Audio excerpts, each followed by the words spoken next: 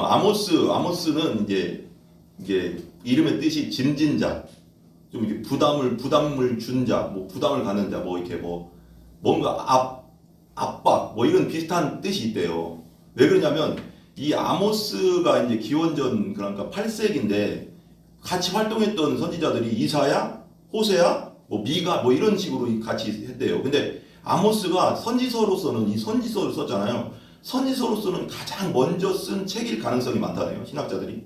그러니까 아모스가 그리고 또 그때 당시는 우리가 엘리야와 엘리사를 알지만 엘리야가 이제 엘리야 시대가 이제 엘리사가 있었고 그 또 막 보면은 성경에 보면 선지 학교가 있었어요. 선지 학교가 있었는데 선지 학교를 나오면 그리고 말하자면 신학교 나온 식으로 선지 학교를 나오면 선지자가 되는데 이건 또 다른 면인데 아모스는 특별히 이렇게 선택하는 사람들이 있었어요. 선택하는 사람들이 이제 말하자면 하나님이 직접 선택해서 쓰시는 사람들이 있었어요. 저는 그것도 생각해요. 우리 이제 다 이제 신학교 나왔으니까 진짜 우리 이제 신학교 다니면서 우리 알지만 직접 내가 보니까 신학교 가보니까 직접 하나님이 불러서 온 사람이 있고 진짜 부모님이 보내서 온 사람도 있고 별별 사람 다 있더라고. 그러다가 또 부모님 사업한다고 그냥 신대원 때 떠난 사람도 있고 우리 때 그랬더니 그렇게 보면 그래 말하면 별별 사람 다 와요. 근데 중요한 건 하나님이 불러서 쓰시는 사람은 하나님이 특별히 또 쓰시는 이유가 있거든요. 하나님 부르시는 이유가 있어요. 근데 제가 볼 때는 이제 뭐 성경적으로는 저는 그렇게 생각해요. 하나님이 직접 불러야 된다. 기도를 통해서든 말씀을 통해서든 뭐 어떤 사람을 통해서든 이렇게 직접 종으로서 하나님의 종으로서 불러야지 그게 진짜 나는 주의 부르심을 받았다고 생각하거든요. 누가 뭐 이게 뭐라고 할까요? 누가 가라고 해서 온 것은 조금 내가 볼 때는 성경적이지는 않은 것 같아요. 그렇게 나는 성경적으로는 보지 않아요. 그건 누가 가라고 해서 그건 좀 별로 나는 좋지 않다. 그건 모르겠어요. 별로 나는. 근데 아모스는 하나님이 직접 불렀는데 아모스가 목자예요, 목자. 근데 뭐 그냥 뭐 양치는 목자라고도 하고 뭐 농사 짓는 사람이라고도 하고 어떤 사람은 신학자는 이제 양치는 양치기들을 데리고 있는 사업자, 양사업자라고도 해요. 그러니까 갑자기 양사업자로서 양치고 있는데 갑자기 부른 거예요. 다윗도 양치는데 기름 부었잖아요. 그러니까 하나님이 이렇게 갑자기 불렀는데 아모스를. 근데 왜 불렀냐면 이때 당시 시대상을 좀 알아야 돼요. 이때 당시 이제 말하자면 솔로몬 시대가 지나고 나서 르호보암과 여로보암이 이제 두 나라로 북이스라엘과 남유다로 이렇게 갈라져 있잖아요. 갈라져 있는데 그때 당시 이제 우리가 잘 아는 우시야 왕은 남유다 왕이고 그리고 북이스라엘은 여로보암 2세라고 해서 그냥 처음에 여로보암 1세 말고 여로보암 2세라고 해서 이렇게 있었어요. 근데 이 나라들이 둘 다가 좀 이렇게 뭔가 이렇게 동맹 관계에 있었기 때문에 그리고 그때 당시에 이 유다와 북이스라엘이 되게 강력한 나라였대요. 그 주위에 뭐 아시리아도 있었고 바벨론도 막 신흥으로 일어나려고 하고 있었고 저쪽 이집트도 있었는데 힘을 그렇게 많이 못 쓰고 있을 때 그렇기 때문에 누가 침략하지 않을 때였어요. 그래서 평안했어요. 그래서 저는 이걸 오늘 말씀 묵상하면서 느끼는 게 뭐냐면 평안하고 또 이게 평안하니까 그 또 힘이 셌습니다. 군사력도 강했고 또 정치적으로도 경제적으로도 되게 강했어요. 그러니까 잘 살았어요. 그러니까 이걸 잘 생각해야 될 것 같아요. 우리가 조금 교회에서 다 그런 건 아니지만 세속적인 것도 좀 생각해야 되거든요. 우리가 이제 어떤 목사님 말씀 들으면서 제가 갑자기 이제 느낀 게 뭐냐면 어떤 목사님 그 얘기를 하는 거예요. 성경에는 부자가 천국 들어가는 게 낙타가 바늘피 들어가는 것보다 어렵다고 했는데 우리들은 그렇게 얘기하지 않냐. 우리는 그렇게 얘기하잖아요. 사람이 이렇게 들어와서 어떤 집사님이나 성도가 막 사업이 잘 되고 돈을 많이 벌어 갑자기. 그럼 우리는 어떻게 얘기해 보통? 아이고 하나님 축복하셨네요. 이렇게 얘기하는데 잘못됐다는 거예요. 위험하다는 거예요. 그건 진짜 위험한 징조다. 그럴 때는 그분은 그 목사님 부른대요. 그 집사를. 돈을 많이 벌거나 뭐 그게 돈을 많이 버는 집사를 갑자기 돈이 많이 생기고 사업에도 돈 많이 벌면 그 집사를 부른대. 불러가서 이렇게 얘기한대. 김 집사 조심해라. 이 집사 조심해라. 조심하라고 한대. 근데 그게 더 맞거든요. 뭔가 막 세상에 뭐든 세상의 것들이 풍부해지고 부해질 때 그리고 특별히 돈이 많아질 때는 조심해야 돼요. 돈은 사랑함이 만악의 근본인데 이게 어떻게 될지 모르는 거예요. 이게 사람이 타락하는 과정이 너무 잘 살거나 부유해지거나 경제적으로 여유가 생기면은 타락할 가능성이 많고 그렇게 되더라고요. 많이. 근데 그런 시대 가운데 살았습니다. 그래서 막 부자들, 그러니까 말하자면 부유층들이 많이 생겼고요, 이때 당시. 그러면서 이 부유층들이 생겼는데 이 부유층들이 또 특별히 뭐냐면 정의와 공의가 많이 무너졌던 게 뭐냐면 법이 많이 무너졌어요. 그래서 가난한 자들을 착취했습니다.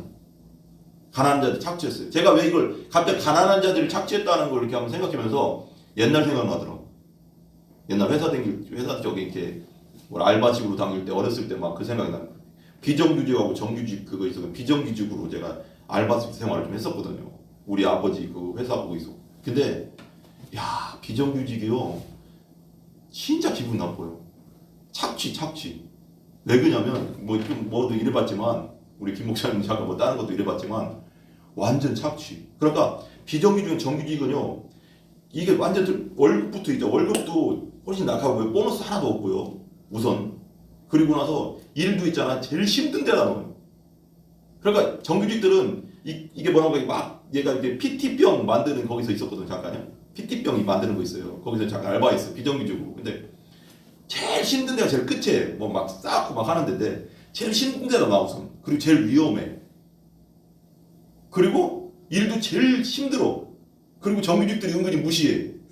그리고 정규직들은 저쪽 앞쪽에 편한 데서 있거든요. 근데 월급은 더 많이 받아. 그리고 보너스 다 받아. 그리고 대우는 다 있어. 우린 대우 하나도 없어. 근데 일은 제일 많이 해. 근데 원래는 이게 불공평하잖아, 되게. 이게 김영삼 정부 때 생겼다고 하더라고요. 경제인들이 막 이렇게 만든. 이게 원래는 외국에는 이런 게 없대요, 거의. 근데 우리나라에 특별히 더 이게 세대요, 비정규직, 정규직이. 근데 이게 착취거든요, 진짜.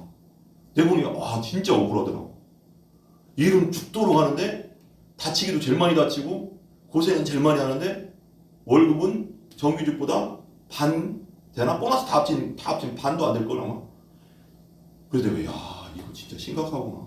그래서 내가 어떤 정치에 대한 얘기가 아니라 막 비정규직을 정규직으로 이렇게 만들어라 하는 그 막 데모하는 거 보면 어쩔 때 조금 이해가 가.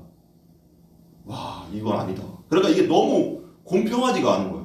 착취. 그러니까 말하자면 이때 당시도 부자들이 가난한 자들을 착취했다는 거 뭐냐면 가난한 자들은 내가 일해봤으니까 그렇잖아요. 가난한 자들은요 일자리가 없어요. 우선은 일자리가 없기 때문에 진짜 막 그때도 우리 김 목사님하고도 우리 편하게 설교지만 얘기하자면 그년 얘기 되게 잠깐 했지만 울며 겨자 먹기로 거기 있어야 되는 거야.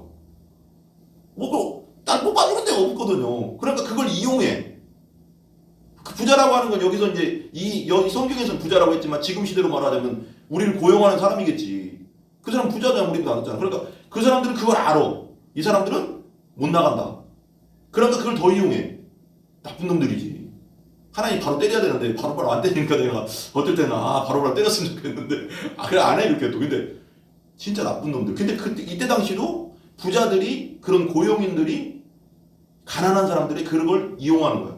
착취하는 거야. 그리고 법적으로. 그럼 제일 불쌍한 게 뭐냐면 이때 당시도 그런데 공의와 정의가 무너지잖아요. 하나님 법이 무너진다고 하잖아요. 정의와 공의가 무너지면은 제일 불쌍한 자들이 가난하고 힘없는 자들이에요. 백 없는 자들이에요. 왜 그러냐면 울며 겨자 먹기로 해야 되거든. 어쩔 수 없이 가족이 있고 뭣도 없고 살아야 되니까. 알면서도 억울하지만 불법인 거 알면서도 힘이 없으니까 당할 수밖에 없는. 근데 하나님이 그걸 보셨다는 거 아니야? 오늘. 근데 나는 그래서 가끔씩은 하나님이 너무 좋다. 그래도 알아주는 분 하나님이 없구나.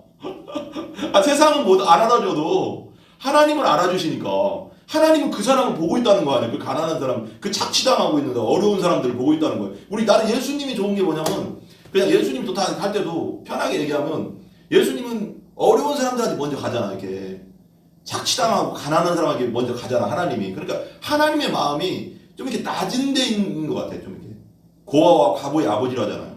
그런 게 너무 좋은 것 같아. 하나님이 부자의 하나님이어봐. 하나님까지 부자의 하나님, 고용주의 하나님이어봐. 가난한 사람은 다 자살해야 돼. 진짜 힘들어. 못 살아. 그렇지 않아요? 근데 위로가 되잖아. 하나님은 그래도 그런 사람들의 마음을 아시고 보시고 계신다. 그리고 오늘 그래서 그 얘기거든요. 아모스도 정의와 공의를 오늘 말하는 정의를 물같이 공의를 강같이 하라는 건 뭐냐면 이때 당시가 그런 시대야. 그러니까 이때 당시가 보통 여기 이제 써있지만 760에서 753년경이거든요. 이때 당시 봐봐, 잘 생각해봐요. 이때가 위에 지금 아모스는 유다가 고향이에요. 유다 남유다가 고향인데 북이스라엘에 말하자면 파송된 거지. 하나님 불러서 북이스라엘에 가서 선지자 노릇을 한 거예요. 근데 거의 최초의 선지자예요. 이사야 시대거든요.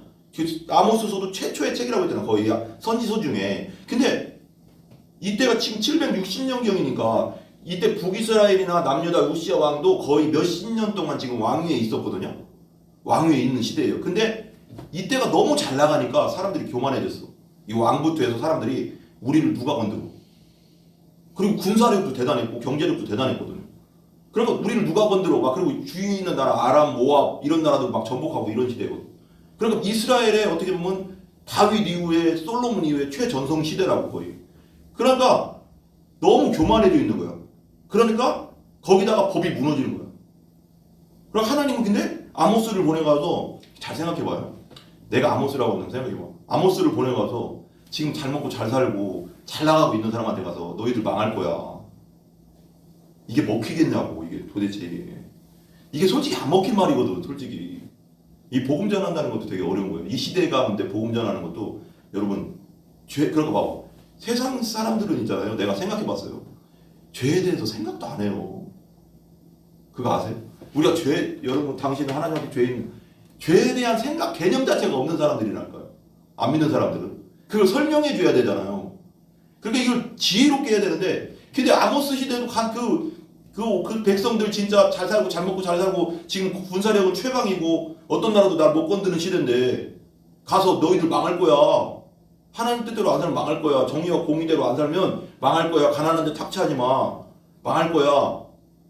죄 짓지 말고 살아. 망할 거야. 이렇게 얘기하면은 이게 먹히지를 않는 거지. 이사야도 그랬고 예레미야도 그랬고 이스라엘 백성들에게 맨날 선지자를 보낼 때마다 백성들이 귀를 닫고 안 듣는 게 뭐냐면 잘 나가고 있었거든요. 잘 나가고 있었거든요. 이런 시대 가운데 있었다 이겁니다. 5장 한번 봅시다. 한 절씩 5장 한번 보세요. 5장 같이 읽어봐요. 1절 1절 한번 같이 읽어볼게요. 그리고 여기 보면 5장 위에 보면 이제 제 성경에는 에가라고 써서 BC 760년경이라고 했는데 봐봐요. 잘 나갈 때예요. 근데 몇 년 후에 망하는 줄 아시에요? 722년에 망하거든요. 40년 후에 진짜 망해요. 완전히 아시리아에 의해서 완전 멸망합니다. 하나님이 그냥 꺾어버리거든요. 같이 1절 한번 읽어봐요. 시작. 이스라엘 족속아 내가 너희에게 대하여 애가를 지은 이 말을 들으라. 애가는 뭐야? 죽은 사람을 애도하는 거예요. 너희들 죽을 거야. 너희들 망할 거야. 이렇게 얘기하는 거예요. 잘 살고 있는 나라에 가서 잘 살고 있는 백성에게 가서 우리 군사력이 최강이라고 생각하는 그 사람한테 가서 우리가 미국 예를 들면 이렇게 생각해봐. 미국에 가서 내가 김병주 목사가 우리 김종호 목사님이 가서 미국들이 망할 거야. 지금 최강인데 듣겠어? 지금 이게 안 먹힌 말이에요. 근데 하나님 가서 말하라잖아. 근데 니들 죽을 거야. 애가 니들은 죽어. 니들 멸망할 거야. 라고 말하는 거예요. 근데 2절 보세요. 2절 처녀 이스라엘이 엎드러졌으며 다시 일어나지 못하리로다. 자기 땅에 던져졌으며 일으킬 자가 없어요. 처녀 이스라엘이라는 건 뭐냐면 지금까지 한 번도 그러니까 말하자면 지금까지 한 번도 제대로 침략을 당한 적이 없었어요. 이때까지 아시리아가 처음으로 쳐들어오거든요. 다윗 이후로 다윗이 왕을 세운 왕이 되고 나서 왕조 시대 이후로 이 몇백 년 동안 그러니까 거의 760년이니까 다윗이 한 1000년경 사람이냐 그러니까 한 200여 년 동안 전쟁 가운데 침략이 완전 초토화되는 침략이 없었습니다. 그래서 처녀 이스라엘이라고 하는 거예요. 그러니까 한 번도 침략을 당한 적이 없는 백성이었어요. 그런데 그들이 어떻게 된다고요? 엎드려졌으며 다시 일어나지 못하리로다. 자기 땅에 던지며 일으킬 자가 없으리로다. 북이스라엘은 아시리아가 쳐들어와서 어떻게 했어요? 완전히 멸망할 뿐더러 그 백성들을 다 끌고 아시리아로 데리고 갔습니다. 그리고 혼혈 정책을 써가서 나중에는 어떻게 했어요? 예수님 시대에는 유대인들이 사마리아 사람들, 그렇게 말하자면 사마리아 사람들을 뭐라고 했어요? 무시해버렸습니다. 혼혈이 돼버렸기 때문에. 이때 그래서 그렇게 된 거죠. 보세요.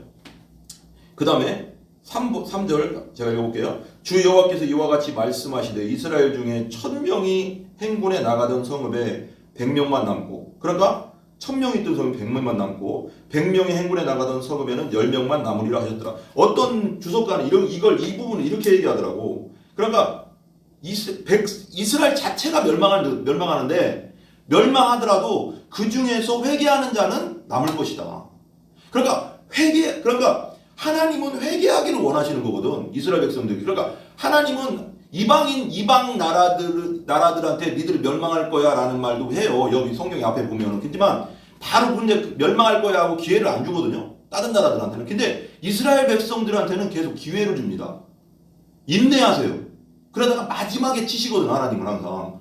되게 특이하다고 해야 되나? 재밌다고 해야 되나? 뭐라고 해야 되지? 설명할지 모르겠지만, 회개하기를 원하시는데, 많은 사람들이 회개하지 않았고, 회개하는 사람들은 살아남을 거라는 거예요. 남은 자가 될 거라는 거예요. 4절 한번 보세요, 4절. 그러면 또 이렇게 얘기하잖아요. 같이 읽어봐요, 같이 시작. 여호와께서 이스라엘 족속에게 이와 같이 말씀하시기를 너희는 나를 찾으라 그리하면 살리라. 누굴 찾으라고? 하나님을 찾으라고. 왜냐면 그때 봐봐요. 솔로몬 시대 마지막에 이방에 있는 왕비들하고 정략 결혼을 하면서 우상들이 엄청 들어왔어요. 그러면서 우상 신전들이 엄청 세워졌거든요. 그러면서 나라가 막 더 타락으로 간 거거든요. 그러면서 솔로몬 시대니까 거의 한 100년 정도가 흘렀으니까 지금 시대가 이 시대가 그러면 얼마나 많이 지금 성전들이 세워졌을 거냐고. 그러니까 우상 성전들이 많이 세워졌다. 그러니까 이스라엘 백성들이 하나님도 섬긴다고 하면서 이방 신도 섬기고. 그럼 지금 시대 말하면 하나님도 섬긴다고 하면서 돈도 섬기고. 또 이렇게 막 짬뽕된 신앙관을 갖고 그러니까 하나님 섬긴다고 하면서 세상도 섬기는 것은 신앙이 아닌 건데 이걸 지금 그런 생각 속에서 지금 살고 있는 거예요, 지금. 그래서 나만 찾으라고요. 너희는 나를 찾으라는 것은 너희는 나만 찾아라. 참신인 나만 찾아라. 그래야지 산다. 이렇게 말해주고 있는 거예요, 지금. 하나님이 아모스를 통해서.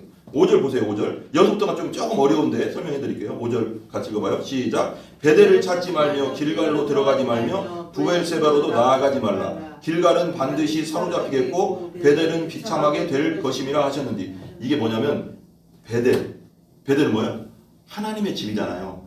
야곱이 에서를 피해서 도망갈 때 돌베개에 자고 잘 때 사닥다리를 통해서 하나님 천사들이 왔다 갔다 하면서 그때 자기가 하나님께 내가 무사히 내 삼촌 집에 갔다 다시 돌아오면 뭐 어떻게 했다 하면서 그렇게 하고 나서 이곳은 하나님의 집이다 라고 했잖아. 하나님 집 하나님이잖아요.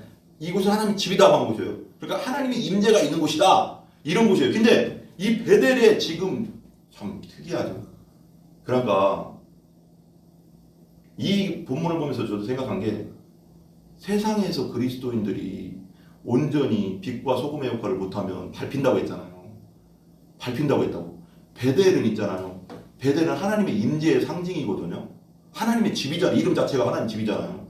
근데 이곳에 어떻게 됐냐면 그때 당시 바알 있잖아요. 그때는 가나안 우상. 바알 성전 중에 가장 큰 성전이 베델에 세워졌어요. 여기서 난 뭔가 이게 쇼킹한 게 오더라고. 이게 뭔가 묘한 게 오더라고. 이게 묵상하면서 하나님의 집이라는 가장 하나님의 임재가 강한 곳에 가장 큰 우상의 성전이 세워졌어요. 이때 당시. 베델을 찾지 말래요. 이거 되게 영적으로 한번 생각해보세요. 하나님의 집인데 하나님의 집을 찾지 말래. 근데 거기에 가장 큰 우상의 성전이 세워져 있어.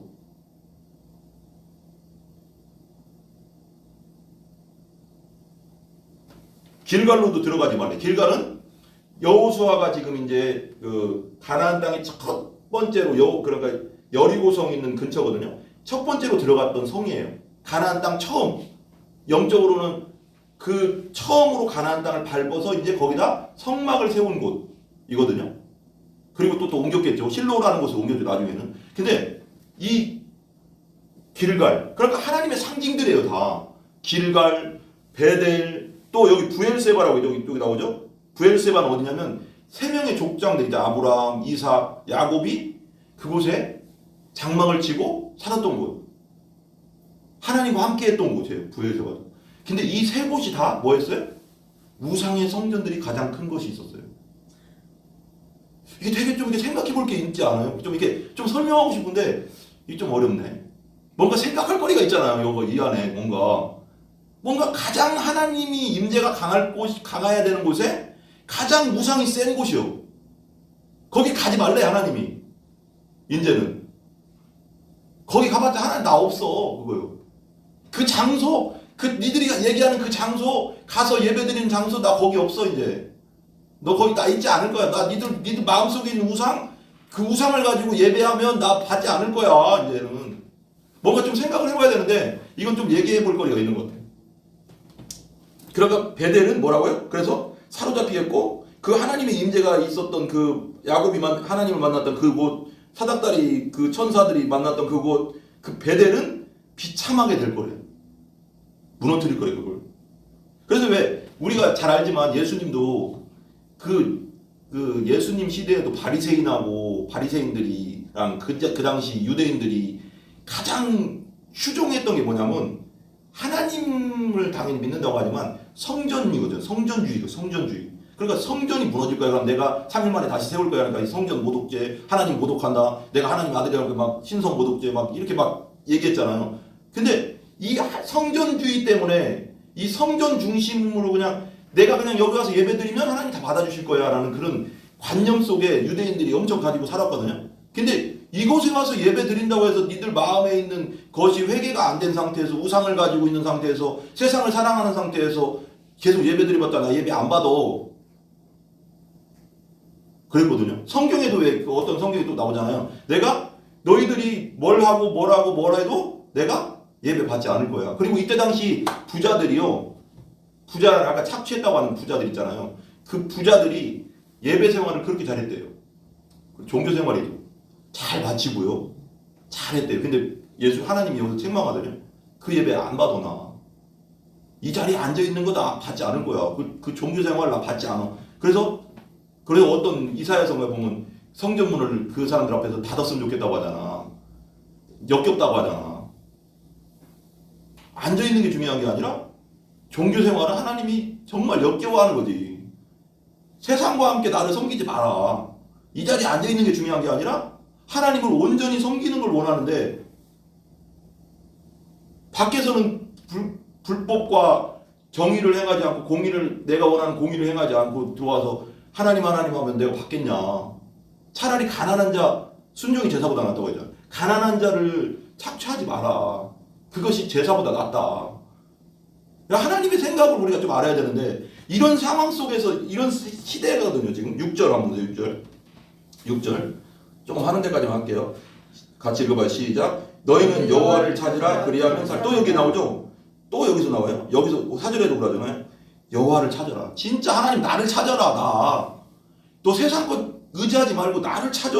그래야지 살아. 니들이 회개하고 나한테 돌아와. 그렇지 않으면 그가 불같이 요셉의 집에 임하여 심판이죠. 심판 불은요. 요셉의 집에 임하여. 이 요셉은 누구예요? 에브라임. 그러니까 북이스라엘의 대표적인 지파가 에브라임 지파거든요. 에브라임 지파를 얘기합니다. 그러니까 북이스라엘을 상징하는 거예요. 요셉의 집은. 요셉의 집에 임하여 멸하리니 베델에서 그 불들을 끌 자가 없으리라. 그리고 원래 아까 베델은 하나님의 임재의 상징인데 우상의 상징이 돼버려가서 그 우상을 다 내가 태워버리고 이스라엘을 완전히 멸망할 거다. 돌아와라. 계속 외치는 거지. 돌아와라. 여호와를 찾아라. 회개하고 나를 찾아라. 나만 섬겨라. 계속 얘기하는데 말을 안 듣는 거지. 말을 안 들어요. 자, 7절. 정의를 순쑥으로 바꾸며 공의를 땅에 던지는 자들아. 정의를 행하지 않고 하나님의 법대로 살지 않고 공의를 행하지 않는 자들은 그 다음 8절 보세요. 8절을 내가 조금 더 쉬운 성경으로 한번 읽어볼게요. 8절을 현대어 성경으로 한번 읽어볼게요. 좀 어려워요. 이게 8절은 무슨 묘성이 뭐고 이게 도대체가 이게 삼성이 뭔가 이렇게 나오잖아요. 근데 좀 풀어서 보면 이렇게 나와요. 8절을 현대어 성경에 이렇게 나와요. 북두칠성이래요. 묘성이. 북두칠성과 오리온 성좌를 만드시고 어둠을 뒤엎어 아침으로 만드시고 낮을 어둡게 하여 밤이 되게 하시고 바닷물을 불러 올려 온 지면에 쏟으시는 그분은 이름인 여호와시라. 야, 우상은 아무것도 아니야. 이걸 다시 한번 얘기하는 거예요. 하나님이 진짜 신이고 하나님이 천지를 창조하셔서 이 우주를 창조하셨어. 나는 있잖아요. 가끔씩 다큐멘터리 보면서 우주에 대한 다큐멘터리 있잖아요.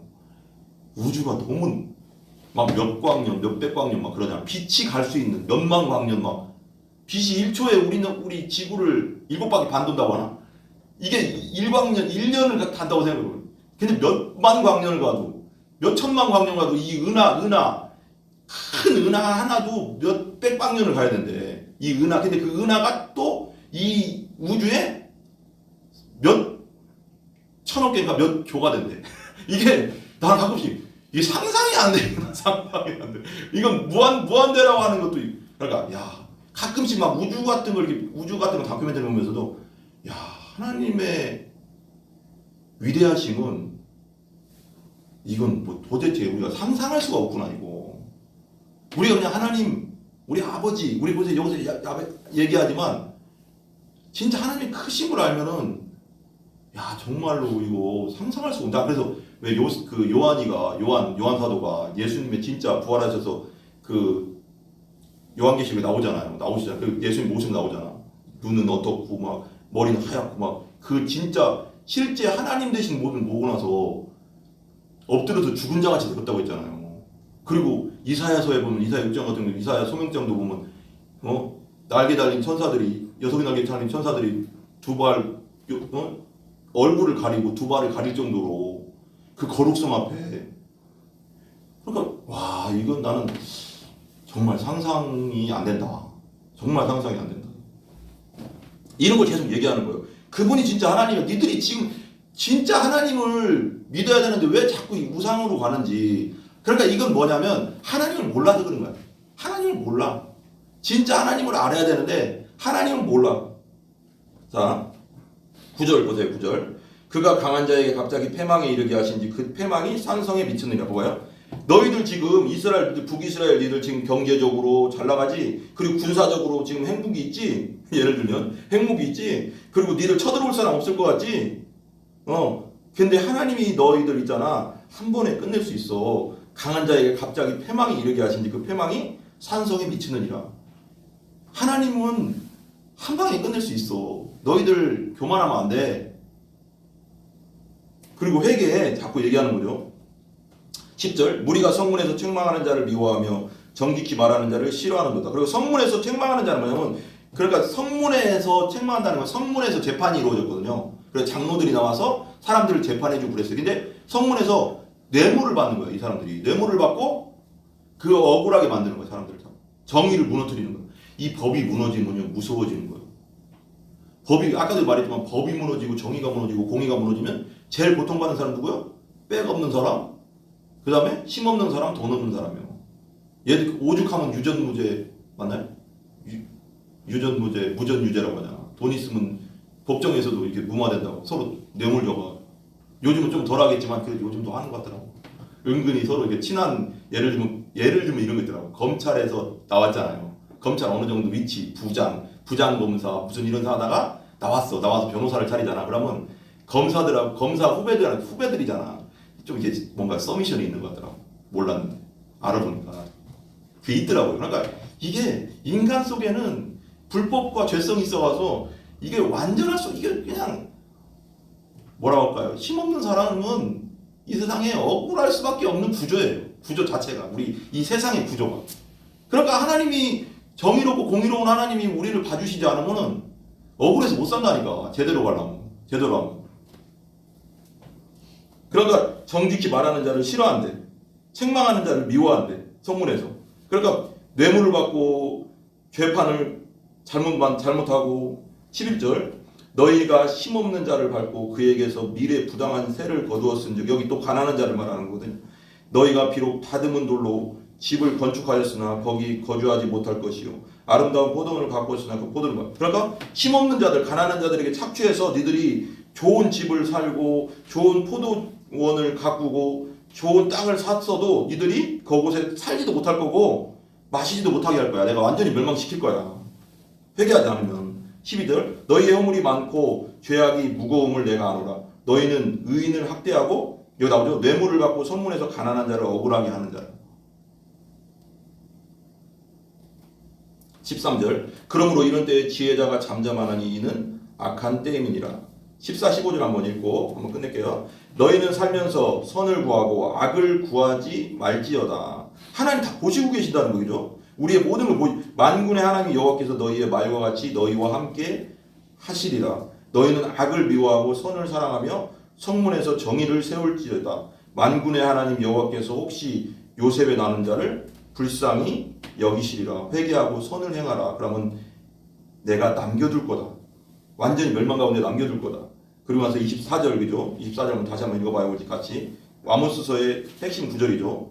5장 24절 같이요. 시작. 오직 정의를 물같이 공의를 마르지 않는 강같이 흐르게 할지어다.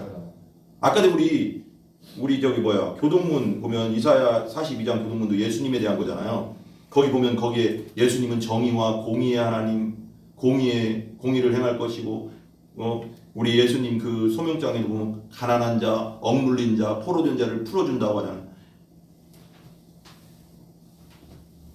그러니까 저는 이제 여기서 한번 더 느꼈던 게 뭐냐면, 부족하지만 진짜 교회만 다니는 자가 아니라 정말 세상 가운데도 우리가 하나님의 뜻 가운데 빛과 소금의 역할을 감당할 수 있는 최선의 노력을 해내는 것 같아요. 다 해야 될 것 같아요. 왜냐면 그러니까 요번에 이제 회사 가서도 어떤 분하고 잠깐 얘기하는데 그냥 교회에 대해서 잠깐 얘기했어요. 그리고 내가 이제 몇몇 사람들 목사라는 거 아니까 아는 사람이 있어요. 그러니까 하는 말이 그러는 거예요. 나가 목사라는 거 몰랐던 사람하고 잠깐 이제 내가 알면서 이렇게 막 이런저런 얘기하는데 그 얘기를 하는 거예요. 아 요즘은 교회 내가 교회 지금 개척하고 교회 하고 있습니다 그랬더니 아 이제 힘들다 막 이런저런 막 얘기하면서 힘들죠 막 하면서 얘기하는데 하는 말이 그 얘기를 하는 거예요. 아 요즘 교회 이미지가 너무 안 좋아요 하면서 그 안 믿는 사람들이 그걸 너무 잘 알아. 그러면서 그 얘기를 꼭 하는 거야. 기억독교 개독교 얘기를 하는 거야. 아 요즘 이미지가 안 좋아서 개독교라는 말을 많이 하잖아요. 그렇죠. 그게 뭐 할 말이 없잖아 솔직히 우리가. 그러니까 야 심각하다. 그러니까 아까 이제 부자들이 예배 와서 착취하면서 밖에서는 불법과 가난한 자를 착취하고 지 배불리면서 여기 와서는 경건한 척하면서 재물을 많이 바쳤다고 했거든요. 그러면서 하나님 받아주세요. 하나님 근데 안 받아준다고 하잖아. 그 예배 안 받는다나. 정의와 공의를 안 하면서 밖에서는 그렇게 하면서 여기 와서 내가 그 예배를 받기엔 차라리 성전문을 닫았으면 좋겠다고 할 정도니까. 그걸 내가 생각하면서 아 우리가 좀 부족하지만 그래도 주님 안에서 똑바로 살아야 된다. 똑바로 살아야 된다. 우리가 뭐 완전히 뭐 그렇게 흘러가는 물을 완전히 거스를 수는 없지만 한 사람 한 사람이 정말 좀 그리스도인답게 좀 노력할 필요는 있겠다. 이미지가. 나도 옛날에 생각해보면 그런 생각이 들어요. 그냥